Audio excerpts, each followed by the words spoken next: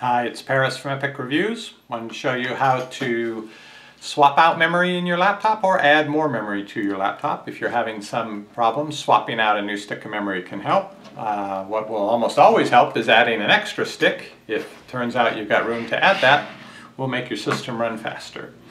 Here is a stick of memory. If you've ever seen these for desktops, you've noticed this is much smaller, much shorter. The desktop systems have a lot more room to work with, so they tend to be expansive. Everything in a notebook has to be compact, so they really pile on the memory chips onto the board here. And so there you go, there's your memory stick, as it were.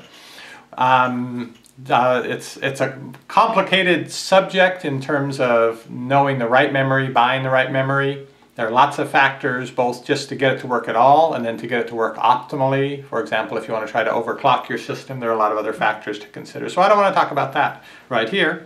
I will mention, though, that there have been, it's not as simple as going to the store and buying a gigabyte or 2 gigabytes of memory. You have generations of memory, and this has changed ever since there were computers. In recent times, since Windows 95, Windows 98, you had your SD-RAM memory, and there were different definitions for notebook as well, but basically you have your SD-RAM, you have your DDR, the double data rate, the DDR2, and up to DDR3 on the newest computers now. And the different generations will not fit, the memory should not fit from one generation into the slot in the computer from another generation, and the way they enforce that is this little notch right here. That notch will line up with a little bump in the slot in the computer. And if it doesn't line up, don't force it, because you probably have the wrong generation memory. And of course you could always have it the wrong way, but you should be able to tell if the memory simply needs to be switched around. But if you can't get the slot to fit, don't force it in, as OJ might say. Okay, got the laptop here. Gonna add this stick of memory.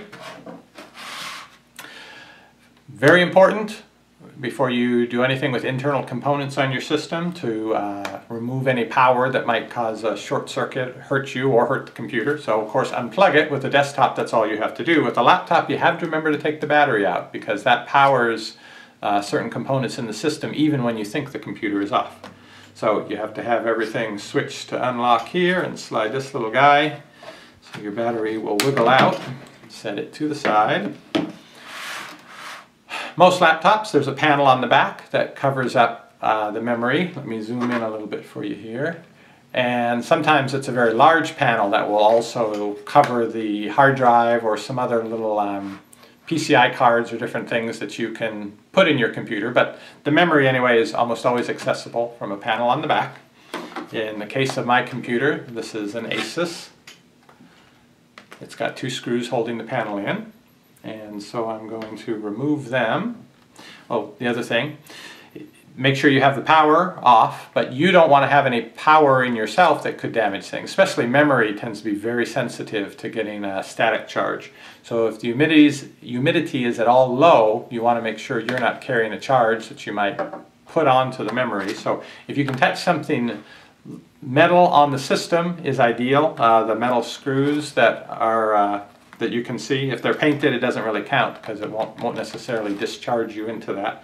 Also, if you have the heat sink, an unpainted heat sink on the side of the laptop, you can touch that. But you want to touch something metal that's not an important component. Make sure that you aren't going to give a little zap to the memory and then you'll wonder why your computer doesn't start up anymore. Okay, taking out the screws. Supposedly you can touch a large metal object like a metal desk or something, but the best thing is if you make sure you're equalized with the object that you're working on. Okay, if you've never taken the panel off before, in other words it's never been taken off before since the factory, it'll stick sometimes. So there's a little groove to stick a fingernail or whatever in, or if you need to, you can use a screwdriver and put it in and pop up the panel, slide it off.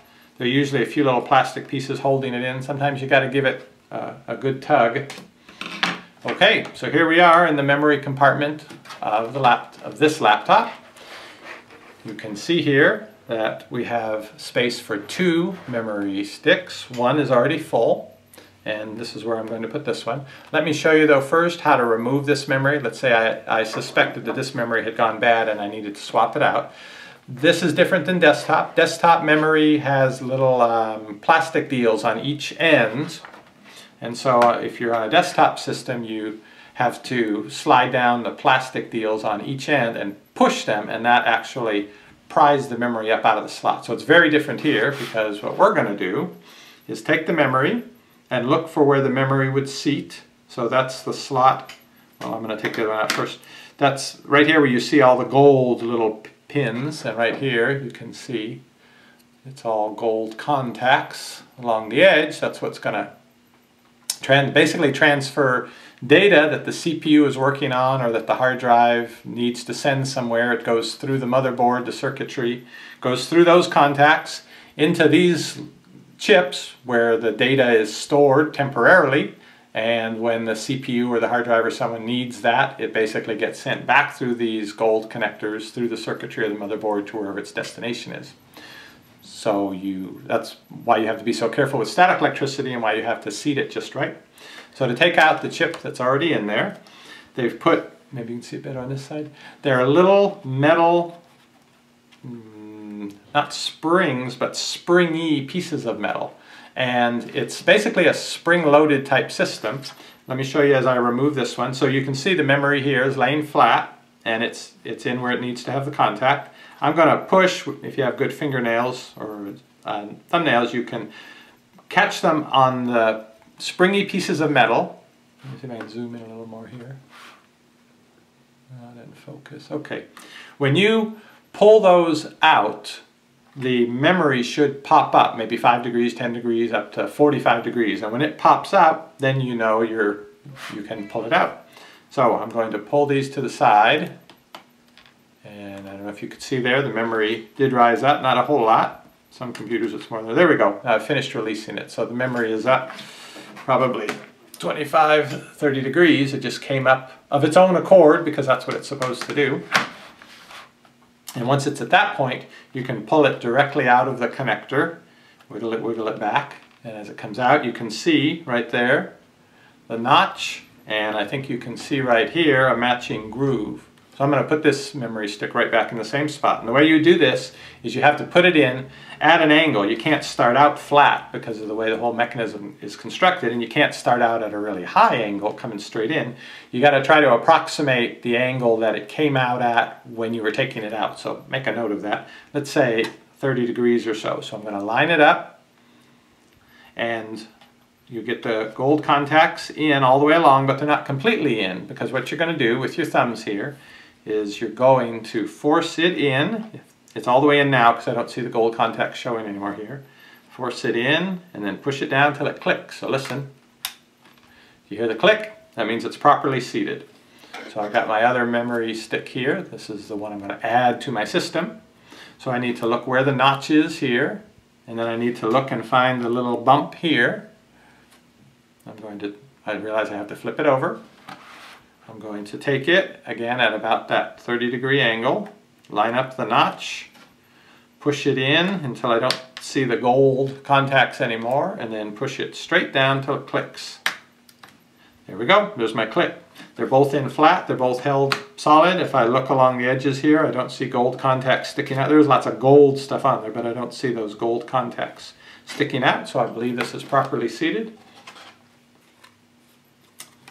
Take the cover, put it back on, put the screws back in, then you can put the battery, the power back in, and when you start the computer up, you can look sometimes you'll see it on the startup screen.